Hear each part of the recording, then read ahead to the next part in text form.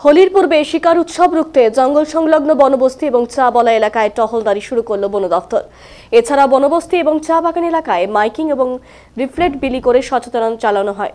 হোলির পূর্বে কিছু সম্প্রদায়ের মধ্যে শিকার উৎসবের প্রথা আছে। অনেকে হোলির পূর্বে জঙ্গলে প্রবেশ করে বন্যপ্রাণ এবং পাখি শিকার করত। শিকার উৎসব রুখতে সজাগ বন দফতর। আলিপুরদুয়ার জেলার বনবস্তি এবং চা বলা এলাকায় বন দফতরের থেকে টহলদারি করা হচ্ছে মাইকিং এর মাধ্যমে। জনগণকে সচেতন করা হচ্ছে যাতে তারা জঙ্গলে প্রবেশ না করে। জলদাপাড়া জাতীয় উদ্যান অতিরিক্ত বন্যপ্রাণ আধিকারিক নবজিৎ দে জানান, ডগ স্কোয়াড নিয়ে তল্লাশি চলছে, বিভিন্ন এলাকায় নাকা চেকিংও চলছে। এছাড়াও ড্রোন দিয়ে তল্লাশি চলছে। বন্যপ্রাণ রক্ষার্থে সবাইকে উদ্যোগ নেওয়া উচিত। শিকার উৎসব প্রথা বন্ধ করা উচিত বলে জানাচ্ছেন পশ্চিমবঙ্গ আদিবাসী উন্নয়ন বোর্ড সদস্য বিনয় নার্জিনারি।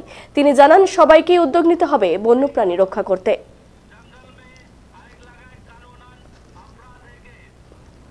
जंगल में काठी लाने या गाय भैंस चराए जंगल में नहीं जावा। हर एक जनता के जानल जाते जे कोनो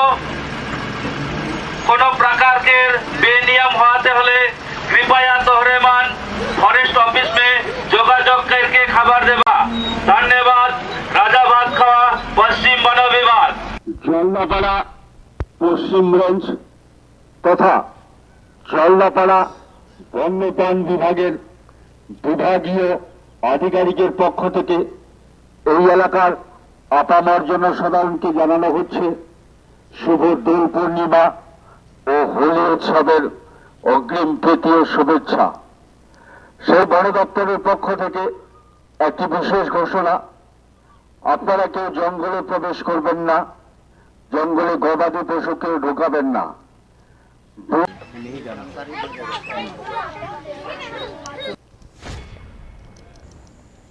আমাদের পুরানো প্রথা আছে, সামনে হোলি।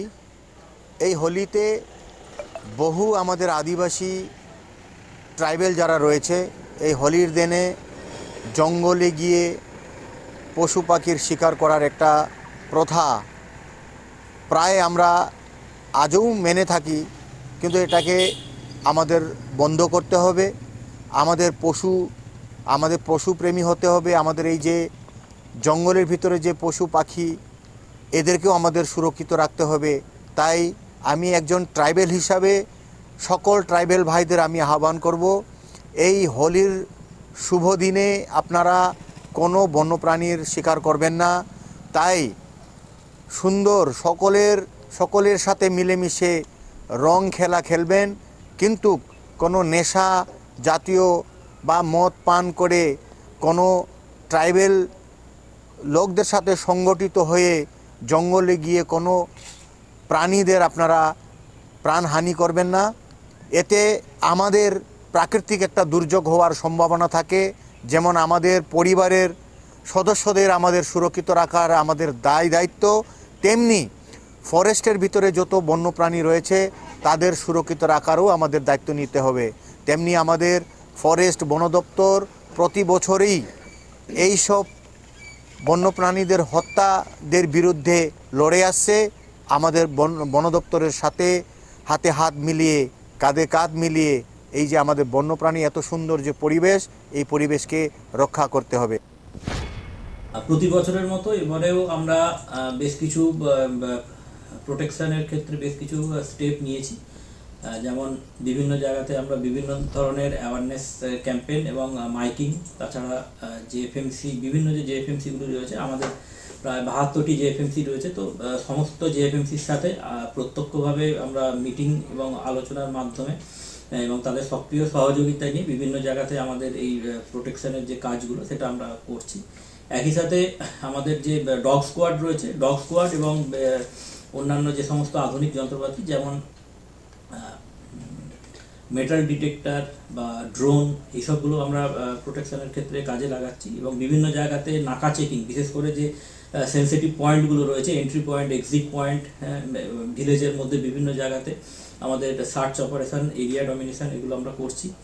এছাড়া চা বাগান এবং ফরেস্ট ভিলেজ সংলগ্ন যে সমস্ত এরিয়াগুলো রয়েছে সেই সমস্ত জায়গাতেও আমাদের এই এরিয়া ডমিনেশন এবং স্পেশাল অপারেশনগুলো আমরা করছি। মূলত ওই সমস্ত জায়গাতে যে ট্র্যাপ সেট করা থাকে অথবা অস্ত্রশস্ত্র যেগুলো হান্টিংয়ের ক্ষেত্রে ব্যবহার করা সেগুলো রিকভারির জন্য আমরা অপারেশন চালাচ্ছি।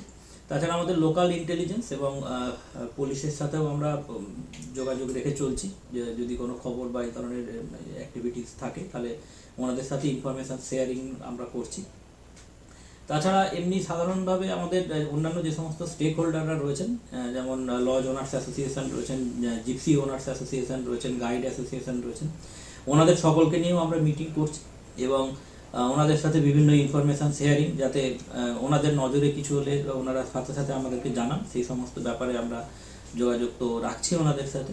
এছাড়াও 24 ঘন্টা আমাদের স্টাফ জঙ্গলে থাকছেন, দিন রাত্রি পেট্রোলিং চলছে। বিশেষ করে যে সমস্ত এরিয়াগুলি পায়ে হেঁটে যাওয়া যায় না বা গাড়িতে যাওয়া যায় না, সেই সমস্ত জায়গাতে ক্যাপটিভ এলিফ্যান্ট অর্থাৎ আমাদের যে ডিপার্টমেন্টাল এলিফ্যান্ট রয়েছে সেই সব হাতির পিঠে চড়ে স্টাফেরা সেখানে পেট্রোলিং করছেন এবং অন্যান্য বিভিন্ন যে অ্যাক্টিভিটিসগুলো থাকে এবং আমাদের সাসপেক্ট ভিজিট, যারা আমাদের সাসপেক্ট রয়েছেন তাদের বাড়িতে ভিজিট করা, তাদের অ্যাক্টিভিটি সম্বন্ধে খোঁজখবর রাখা, এগুলো সবই আমরা করছি। তো আশা করছি যে এবারে গত বছরের মতন এবারেও আমরা সাফল্যের সাথে কোচিং বা এই যে শিকার যেটা হয় সেটা কিছুটা ট্র্যাডিশনালও বটে, তো সেটাকে আমরা আটকাতে পারব। প্রতি বছরের মতো